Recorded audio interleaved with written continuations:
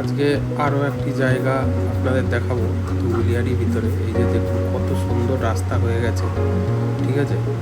তো আমরা প্লটের দিকে আগিয়ে চলেছি। জায়গাটা আন্ডার ডেভেলপ আছে, এখন ধীরে ধীরে জায়গাটি ডেভেলপ হচ্ছে। আপনারা চারিদিকে দেখতে পাচ্ছেন বাড়িঘর হয়ে গেছে, প্লটিং চলছে।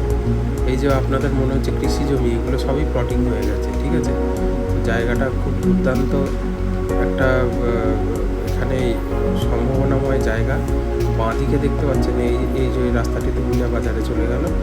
এই যে দেখুন কত সুন্দর এখন এই জায়গাটি ডেভেলপ চলছে। তো জায়গাটা সত্যিই খুব বর্ধিষ্ণু জায়গা, রাস্তাটাও খুব সুন্দর হয়ে গেছে। তো আমরা ধীরে ধীরে প্লটের দিকে আগিয়ে চলেছি। জায়গাটা মোটামুটি ধরে নিন আপনারা 50-55 ফুট চওড়া করে 5 কাটা যায়। দেখুন এই যে বাড়িঘর তো সবই ধীরে ধীরে এখানে জনবসতি হয়ে যাচ্ছে।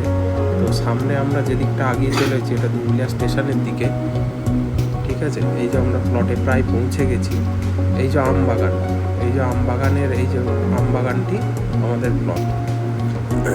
এই আমবাগানটি খুবই সুন্দর, কেন কি যদি আপনি 5 কাটা জায়গা এখানে বিক্রয় আছে। টোটাল 8 কাটা সামনে থেকে আমবাগানটার বিক্রয় ছিল, যার মধ্যে 3 কাটা বিক্রয় হয়ে গেছে। এখন আর বাকি 5 কাটা পড়ে আছে। এই যে মেট্রো রাস্তাটা যাচ্ছে, এটা টেম্পোরারি মানুষ হাঁটা চলার জন্য রাস্তা করা হয়েছে, বাট এটা রাস্তা নয়। তো এই যে এখান থেকে আমবাগানটা শুরু হচ্ছে, সুন্দর সপাট জমি। আর এই যে রাস্তা থেকে এই যে প্রথম আম গাছ থেকে এতটা অবধি আপনার খাস জমি, মোটামুটি 5 কাটায় 1.5 কাটা জমি খাস পাওয়া যাবে।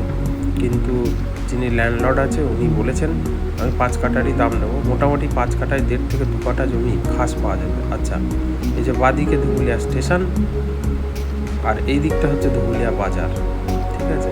এখন আমরা প্লট থেকে বেরিয়ে দেখুন ওই প্লটের পাশে আরও কত সুন্দর একটি 9 বিঘা জমি প্লটিং চলছে। এই যে এই জমিটা 9 বিঘা জমি, এটাও প্লটিং চলছে। প্রায় প্লটিং স্টার্ট হয়ে গেছে, প্রায় অনেক কটা প্লট বিক্রয় হয়ে গেছে।